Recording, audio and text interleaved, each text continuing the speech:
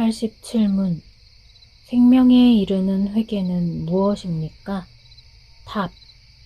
생명에 이르는 회개는 구원하는 은혜로 죄인은 이것에 의하여 자기 죄에 대해 참으로 인식하고 그리스도 안에 있는 하나님의 자비를 깨닫게 되면서 자기 죄에 대해 탄식하고 싫어하며 죄로부터 돌아서서 하나님께로 향합니다. 동시에 새로운 순종이라는 완전한 목적을 갖고 이를 향해 노력합니다. 해설입니다.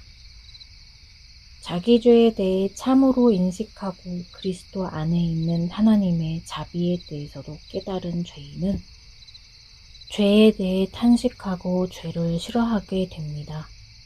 또한 진심으로 자기 죄에 대해 탄식하고 싫어하는 자는 당연히 죄로부터 돌아서서 하나님께로 향하게 됩니다. 믿음은 죄에 대한 참된 인식에 근거하여 예수 그리스도와 그의 의를 받아들이고 의지하는 것입니다. 회개는 죄에 대한 참된 인식에 근거하여 죄에 대해 탄식하고 싫어하며 죄로부터 돌아서서 하나님께로 향하는 것입니다. 예수 그리스도를 받아들이지 않는 믿음이 진정한 믿음이 아니듯 하나님께로 향하지 않는 회개는 진정한 회개가 아닙니다. 87문의 관련 말씀으로 제시된 예레미야 31장 18, 19절에는 죄에 대해 탄식하고 싫어하는 모습이 잘 묘사되어 있습니다. 하나님의 징벌을 받은 이스라엘 민족은 자신의 처지를 너무나 부끄럽고 치욕스럽게 여겼습니다. 그리고 징벌의 이유가 자신의 죄로 인한 것임을 알고 뉘우쳤습니다. 그래서 하나님께 자신을 돌이켜달라고 간구합니다. 하나님께서 자신을 돌이키실 때 자신이 하나님께로 돌아오겠다고 말합니다. 이처럼 죄에 대한 자각과 죄에 대한 탄식은 죄를 싫어하며 죄로부터 돌아서서 하나님께로 향할 마음을 불러옵니다. 회개의 조성자는 하나님이시기 때문입니다. 사람은 하나님의 인도하심에 따라 지정의를 사용해 죄로부터 돌아서서 하나님께로 향합니다. 그런데 단순히 죄에 대해 탄식하고 싫어하는 것만으로는 생명에 이르는 회개가 이루어지지 않습니다. 대다수 사람들은 죄에 빠져서 살고 싶어 하지 않습니다. 간음에 빠진 자는 자신의 상태에 대하여 찜찜하고 불안하게 여깁니다. 술이나 도박 중독자도 자신의 상태를 잘 알기에 중독에서 빠져나오고 싶다는 생각을 합니다. 그런데도 여전히 죄의 욕구를 이겨내지 못하고 그 속에 빠져 죄의 달콤함을 탐닉합니다. 이러한 자들은 거울로 자기의 생긴 얼굴을 보고 가서 그 모습이 어떠했는지를 곧 잊어버리는 자들입니다. 자기 죄에 대해 후회하고 탄식하되 여전히 그 죄에 머무는 것은 일시적 감상적 회개에 지나지 않습니다. 죄에 대해 탄식하고 싫어하는 것만으로는 부족합니다. 진정한 회개는 죄로부터 과감하게 돌아서서 하나님께로 향하는 것입니다. 우리를 자유롭게 하는 온전한 율법을 듣고 잊어버리면 안 되고 실천에까지 이르러야 합니다.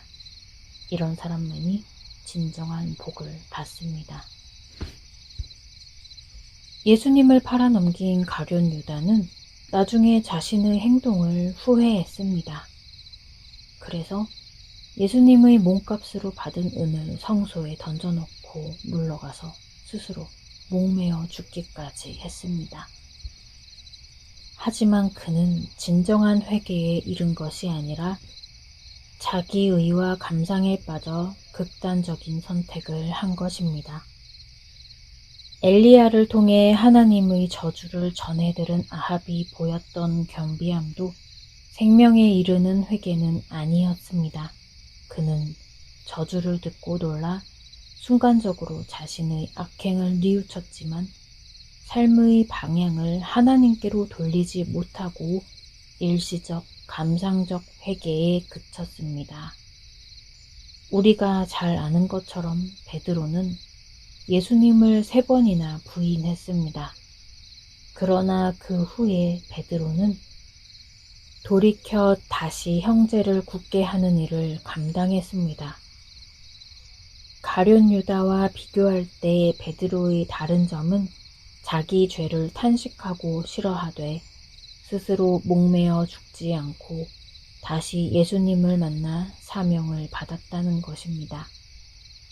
베드로의 사례를 통해 우리는 신자도 악의 유혹을 받아 일시적으로 죄에 빠지고 그 후에 다시 하나님의 은혜를 통해 죄에서 돌이켜 하나님께로 돌아옴을 알 수 있습니다.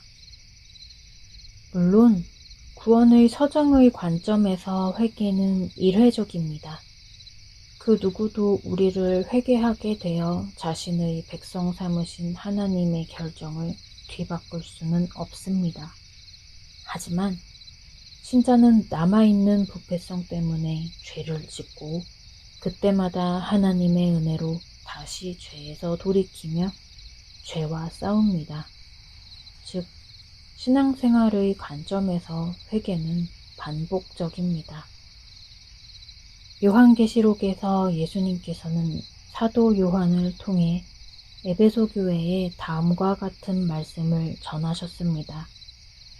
그러나 너를 책망할 것이 있나니 너의 처음 사랑을 버렸느니라. 그러므로 어디서 떨어졌는지를 생각하고 회개하여 처음 행위를 가지라. 만일 그리하지 아니하고 회개하지 아니하면 내가 내게 가서 내 촛대를 그 자리에서 옮기리라. 요한계시록 2장 4, 5절 말씀입니다. 여기서도 회개는 구원을 결정하는 관점에서가 아니라 구원을 받은 상태에서 죄의 유혹에 빠진 경우의 반복적 회개입니다. 버가모 교회와 두아디라 교회도 마찬가지였습니다.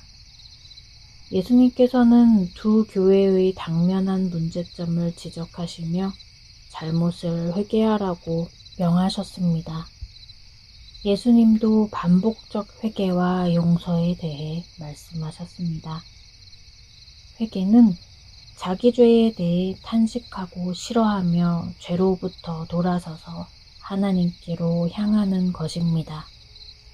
이는 단순히 죄를 벗어버리는 것에 그치지 않고 하나님을 향한 새로운 순종이라는 완전한 목적을 이루기 위한 노력까지 포함합니다. 너희는 유혹의 욕심을 따라 썩어져가는 구습을 따르는 옛사람을 벗어버리고 오직 너희의 심령이 새롭게 되어 하나님을 따라 의와 진리의 거룩함으로 지으심을 받은 새 사람을 입으라. 그런즉 거짓을 버리고 각각 그 이웃과 더불어 참된 것을 말하라. 이는 우리가 서로 지체가 됨이라. 에베소서 4장 22에서 25절 말씀입니다. 우리는 소요리 문답 31문을 통해 외적 부르심을 다루면서 복음을 들은 사람 중 택함을 받은 자들은 성령 하나님에 의해 새로운 생명의 원리가 그들이 의식하지 못하는 가운데 섬긴다는 것을 살펴보았습니다. 성령님은 외적 부르심 때 선포된 말씀을 창조적 말씀으로 사용하시어 택한 자에게 새로운 생명을 생성하시고 그 새 생명에 맞도록 지배적 성향을 근본적으로 거룩하게 변화시키십니다. 그렇게 변화된 성향은 택자가 의식하는 가운데 밖으로 표현됩니다.